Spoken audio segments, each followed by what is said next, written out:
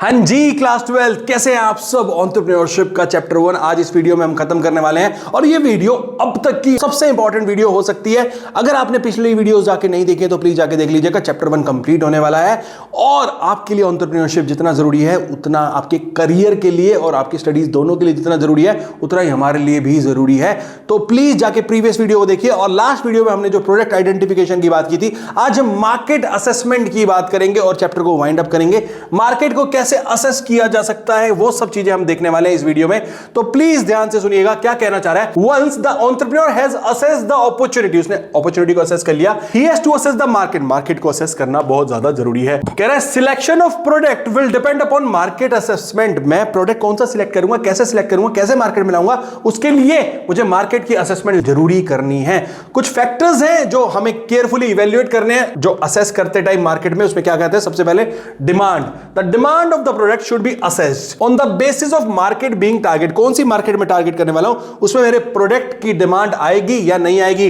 ठीक है, via local market जाऊंगा, market at state, national and international level सब जगह चेक करूंगा। Also study should be conducted, कैसे कि मेरा टारगेट कंज्यूमर जो है to assess their taste and preference, उसको मेरे प्रोडक्ट का टेस्ट और प्रेफरेंस मेरे प्रोडक्ट के उससे टेस्ट एंड प्रेफरेंस मैच हो रहे हैं या नहीं हो रहे, या उसका टेस्ट एंड प्रेफरेंस मैं समझ पा रहा हूं अपने प्रोडक्ट के थ्रू या नहीं। ये सब मुझे local level, international level, national level, domestic level सब जगह जाके चेक करना है। Second, supply and nature of competition. मैं अपने कंपटीशन के नेचर को और उसकी सप्लाईज के बारे में भी चेक करूंगा। The present supply schedule of the competitor should be assessed. Market में उस सिमिलर प्रोडक्ट का जो मेरा कॉम्पिटिटर ऑफर कर रहा है उसकी सप्लाई नेचर क्या है, क्या लेवल ऑफ सप्लाई है, शेड्यूल क्या है, सब जाके चेक करूंगा। Not only this, future supplies by possible new entrant has to be gauged to.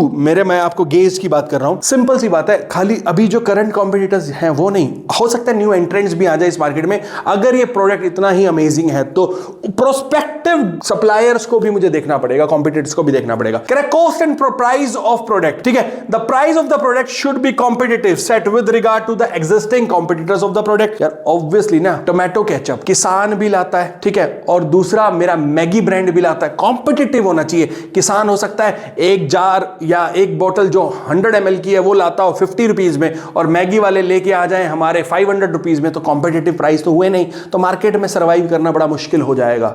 ठीक है, cost reduction in variable cost should be strive to achieved. Example, transportation cost में अपनी सेविंग कर सकता हूं। ठीक है, हो सकता है मेरे कॉम्पिटिटर का ट्रांसपोर्ट कॉस्ट हाई हो तो मुझे उस पर ध्यान देना चाहिए, जिसपे वेस्टेज हो रहा है ट्रांजिट में, उसकी वजह से कॉस्ट इंक्रीज हो सकती है। ठीक है, तो इन सब चीजों पर मुझे देखना पड़ेगा कि मैं कैसे अपने कॉम्पिटिटर से कॉस्ट एडवांटेज गेन कर सकता हूं, जिसकी वजह से मैं अपने प्रॉफिट मार्जिन को स्टेबल रखते हुए मार्केट में कम प्राइस पे ऑफर कर सकता हूं विद बेटर क्वालिटी। कह रहा है project innovation and change market assessment will require a study of prevailing innovation and changes being carried out by the existing entrepreneurs. Technology क्या एडवांस लेके आ सकता हूं, ये सब मुझे देखना है कि मेरे प्रोजेक्ट से नया इनोवेशन क्या आ रहा है, टेस्ट वाइज, क्वालिटी वाइज भी मुझे देखना है, प्रोडक्ट में भी देखना है, और सब चीजों में मुझे असेस करके चलना पड़ेगा मार्केट असेस करते टाइम। आई बात समझ में? तो अब बात करते हैं ट्रेंड स्पॉटिंग की। ट्रेंड स्पॉट कैसे किए जा सकते हैं? ट्रेंड को स्पॉट करने के लिए 4 वे। सिंपल, पहला रीड। अगर आप रीड ट्रेंड के थ्रू जाओगे तो आपको कुछ अच्छा नया मिलेगा। सेकंड, अगर हम बात करते हैं तो talk bye talking. Third, by seeing यानी वॉच। And fourth, think. ये 4 ट्रेंड है, मैं आपको यहां पे लिख के दे देता हूं। सबसे पहले ये देखिएगा, सबसे पहले मैं बात करता हूं यहां पे रीड ट्रेंड। ये मेरा रीड ट्रेंड है। ठीक है, यहां पे मैं बात करूंगा टॉक ट्रेंड की। क्या है अभी हमने किया नहीं, मैं फिर भी आपको बता रहा हूं। यहां पे वॉच ट्रेंड हो जाएगा एंड लास्ट में थिंक। क्या है समझते हैं अभी, समझिए। चलिए 1 on 1 चलते। कह रहा है trend spotting means identification of new trend. New trend identify किया। This is a great help to the entrepreneur as he she is able to come out with the product which are according to the trends of the market. उसकी वजह से ही तो वो ऐसे product लेके आ पाएंगे जो ट्रेंड में है, कहते हैं ना ट्रेंडी है। But the professional trend spotter charge huge sums of money. अगर मैं प्रोफेशनल किसी कंसल्टेंट को हायर करता हूं तो बहुत ज्यादा चार्ज करेंगे for reports and industry trend updates. So even entrepreneurs can become trend spotters by these 4 trends. जिसमें सबसे पहले बात कर रहे हैं हम रीड ट्रेंड की। कह रहे हैं इंडस्ट्री पब्लिकेशंस को जाके चेक करो, ट्रेड एसोसिएशन की साइट पे देखो, न्यूज़पेपर्स पढ़ो, ठीक है। सेकंड, की बिजनेस मैगजीन्स में जाओ, ठीक है। लीडर्स एंड इन्फ्लुएंशियल ब्लॉगर्स को देखो, सब रीड करना है यार, उनके ब्लॉग्स को देखना है। Take tools like RSS feeds, emails, newsletters, websites and forums को रीड करने के बाद टॉक ट्रेंड में get involved in specific industry trade association and attending events, उनके इवेंट पे देखो, उनके टॉक्स को सुनो, वो क्या कह रहे हैं। Take advantage of social network, website and forums and see what people are buzzing about, किस बारे में वो बात कर रहे हैं। टॉक टू कस्टमर से बात करो, ठीक है, प्रोस्पेक्टिव कस्टमर से, ऑनलाइन ऑफलाइन दोनों मोड्स पे बात करो। कह रहे यूज सोशल मीडिया और online service to get input and customer thinking. उसके बाद वॉच कह रहे visit market places where target customers hang out like malls, जाके देखो कि उनकी प्रेफरेंस क्या हो रही है, कौन सी शॉप्स, कौन से एरिया में सबसे ज्यादा कस्टमर एंगेज हो रहा है। Watch observe what other people are eating, doing, wearing, using, क्या कर रहे हैं, सब चेक करना है बाय वॉच ट्रेंड, ठीक है। अगर आपको कॉस्ट सेव करनी है ट्रेंड एनालिसिस में तो ट्रेड शोज, रेस्टोरेंट्स, ठीक है, stores etcetera are a great place to get trend ideas and think trend में by gathering all the information regularly trend spotter mind be developed. अब सोचना पड़ेगा, ये सब आप चीजें करने के बाद आप खुद सोचेंगे, कनेक्शंस ऑब्जर्व करेंगे, बिजनेस बूस्टिंग इनसाइट देखेंगे, news about rising shrimp price, the lines out the door at the Asian fusion restaurants, ये सब चीजें आपको क्या करना है, ये सब आप जाके थिंक करेंगे, तभी आप एक ट्रेंड स्पॉटर बन सकते हैं। आई बात समझ में? हाँ जी सर, बात तो समझ आती है। तो अब बात करते हैं क्रिएटिविटी एंड इनोवेशन की, ठीक है। अभी क्रिएटिविटी के बारे में हम ऑलरेडी बात कर चुके हैं, फिर भी हम आगे बात करते हैं दोबारा से। कह रहे creativity is the first stage in the process of innovation, ठीक है, फर्स्ट स्टेप है ये। First, providing the stimulus for opportunity discovery and new venture creation. तो यार सबसे पहला स्टेप है, तो कुछ ना कुछ तो हमें डिफरेंट लाना है, तो उसके लिए फर्स्ट स्टेप लेना जरूरी है, और न्यू वेंचर के क्रिएट करने के लिए सबसे पहले ये बात करते हैं। As a new entrant, entrepreneurs often justify themselves using some other dimension and giving them the same weight as creativity. These dimensions may be novelty, usefulness and appropriateness.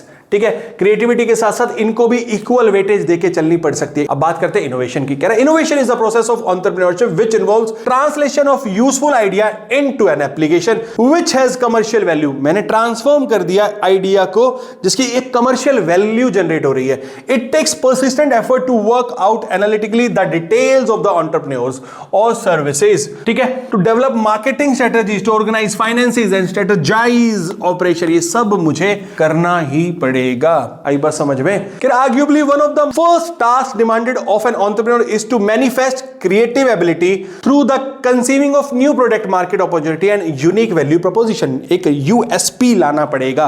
मेरे प्रोडक्ट का USP, यूनिक सेलिंग प्रोपोजिशन क्या होगा, या अगर हम बात कर ले तो यूनिक वैल्यू, UVP की बात कर रहे हैं हम यहाँ पे, कि क्या मैं नया ला रहा हूं, वो सब चीजें मुझे देखनी पड़ेंगी क्रिएटिविटी के साथ साथ। आई बात समझ में?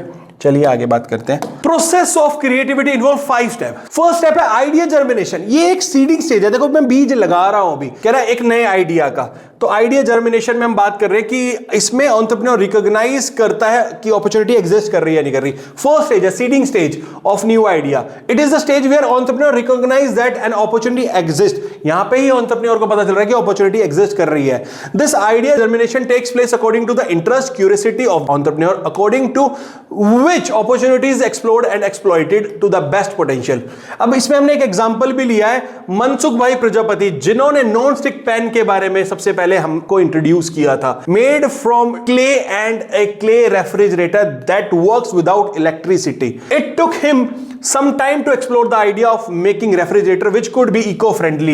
Final product took shape in 2004, much after conceiving the idea. बहुत टाइम बाद आइडिया के फाइनल प्रोडक्ट आया था। सेकंड हो गया मेरा preparation. On the basis of idea, interest and curiosity, the needs is adjusted by the entrepreneur and start looking for the answers to implement the ideas. अब problem solving के लिए answers भी तो चाहिए। If the idea is to launch a new product and service, then market research is conducted. Market research करनी, अभी तक हम यही तो पढ़ते हुए आ रहे हैं। That happens because of the seed of curiosity, कि मेरे को करना है भाई, मैं कुछ नया लेके आऊंगा मार्केट में तभी सर्वाइव कर पाऊंगा, ठीक है। तो entrepreneur foresee the future of the product, ठीक है, उसी वजह से एंटरप्रेन्योर उसका फ्यूचर को देख पाता है। कह रहे incubation, this is the subconscious assimilation of information, this is the transition period जहां पे हम कुछ चेंजेस करते हैं। The entrepreneur starts thinking about the idea and implementation in his subconscious mind की अब मैं कुछ नया लेके आ रहा हूं, मेरे प्रोडक्ट का स्टेजेस आगे बढ़ते जा रहे हैं। Illumination is the period of illumination of ideas resurface in realistic way, पहले आइडिया था अब उसको रियलिस्टिक बना रहा हूं मैं। Entrepreneur come out with viable plan to give practical shape by collecting raw material, अब मैं रॉ मटेरियल कहां से लेना है वो सब देख रहा हूं, कौन सा रॉ मटेरियल यूज होगा मेरे प्रोडक्ट के लिए, मैं सब कर रहा हूं। मैं अब उसको एक रियलिस्टिक वर्ल्ड से इंट्रोड्यूस कराने जा रहा हूं, तो मुझे रियलिस्टिक प्रोडक्ट के लिए क्या क्या चीजें चाहिए वो सब मैं एक्यूमुलेट कर रहा हूं। ठीक है, policy making for the implementation of ideas, उसके लिए पॉलिसी बना रहा हूं।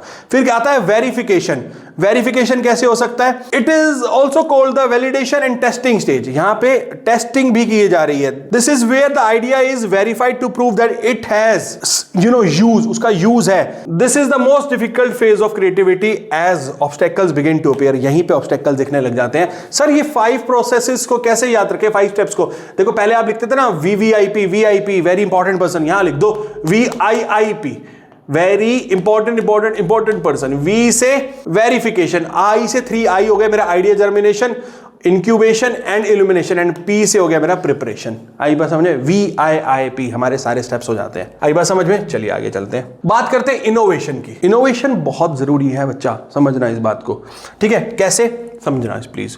अब बस चैप्टर आपका खत्म है, ध्यान से सुनिएगा, अब 5 मिनट में आप चैप्टर खत्म कर देंगे। कह रहा है it is the process of entrepreneurship which involves the translation of a useful idea into an application which has a commercial value, ये हमें पता है, हमने लास्ट स्लाइड्स में भी देखा है।